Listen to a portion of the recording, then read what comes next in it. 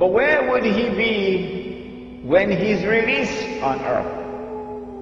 In a day which would be like a year. And then this creature spoke and said, I am Jassasa, spy. So this is an island with a lot of people who excel in spying.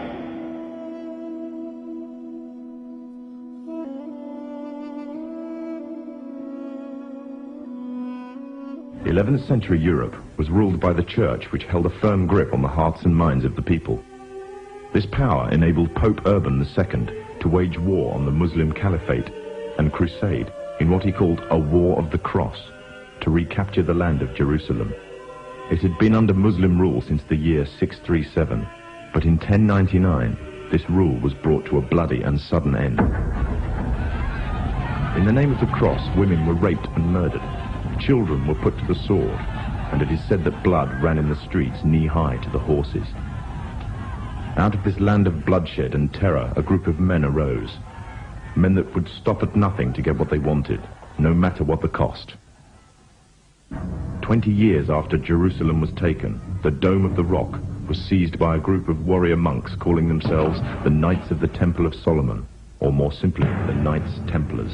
In Jerusalem, the Templars began to deviate further and further away from the practices of Christianity. They learnt the secret arts of the Kabbalah, an ancient form of Jewish magic, along with its dark rites and rituals.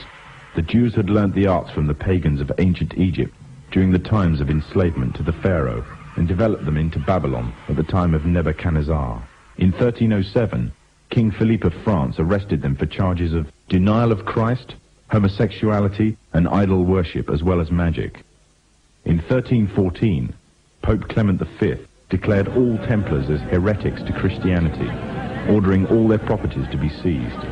Their leader, Jacques de Morlaix, was captured and burnt to the stake. The Templars were cornered, and just when it seemed they were finished forever, a glimmer of hope arose from a seemingly certain end.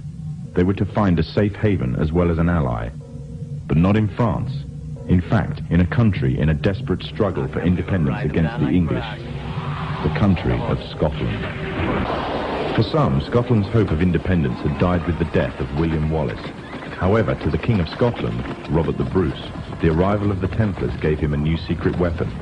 Their experience, gained over 200 years of fighting the mighty armies of Islam, had made them expert in combat and warfare, and more than a match for any army brought before them. In 1314, the Templars, allied with Robert the Bruce and his army, took to the fields of Bannockburn in the long-awaited showdown with the English. Robert the Bruce's foresight paid off. The 25,000-strong English army suffered a humiliating defeat at the hands of only 6,500 men. The dream of an independent Scotland had finally been achieved.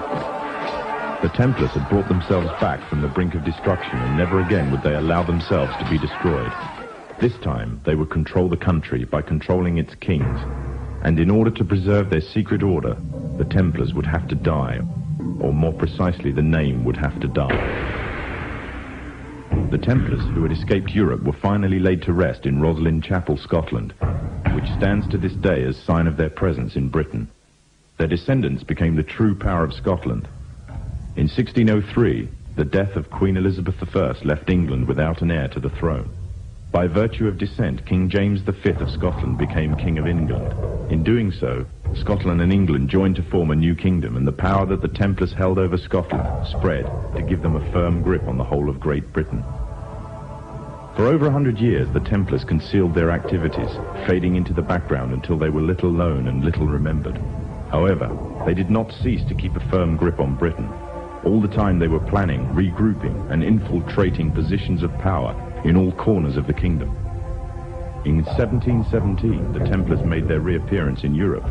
They had grown in both number and strength, and were now ready to coin a new identity, free from their reputation of the past, and given credibility by none other than the monarchy and aristocracy of England. And the name they chose for themselves was a name that will be known by many, but understood by a few. This new name, the Freemasons. The answer, of course, is that when he's released on earth, he will be on that island. And from that island, he will launch his mission to liberate the Holy Land, to bring the Jews back to the Holy Land, to reclaim it as their own, to restore a state of Israel in the Holy Land, and get the Jews to believe that this is the holy Israel of David and of Solomon, alayhi salam, and to cause that state of Israel to become the ruling state in the world. Which island is it?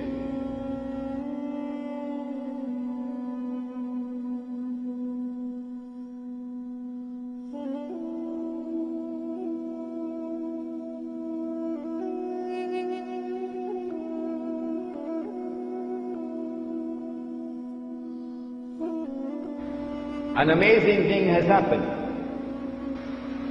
The British government did something which was incredibly strange and mysterious.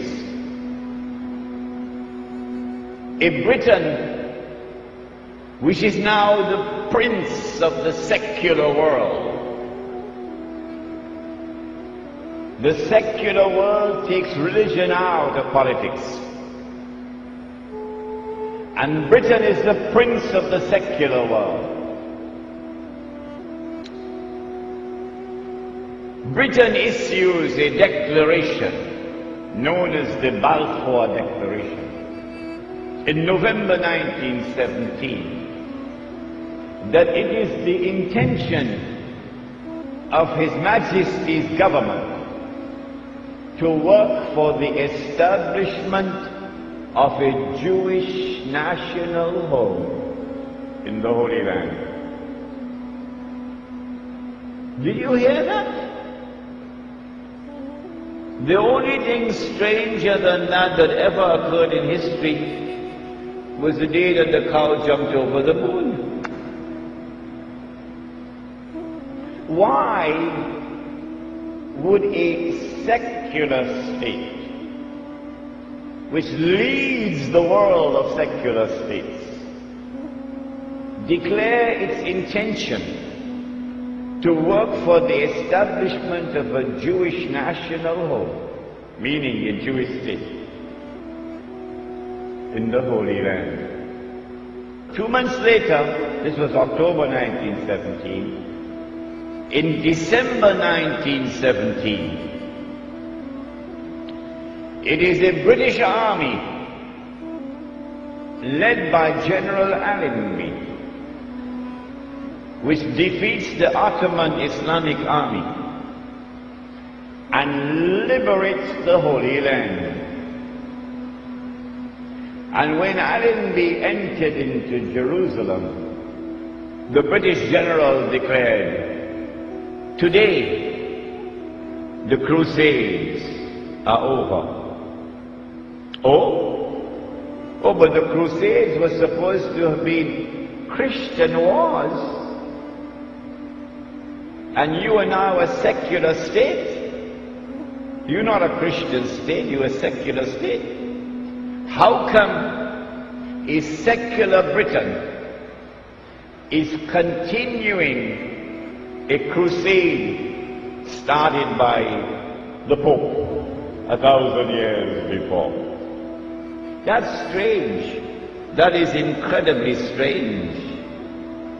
Between 1918 and 1948, it is the island of Britain which ruled over the Holy Land on a mandate conferred by the League of Nations.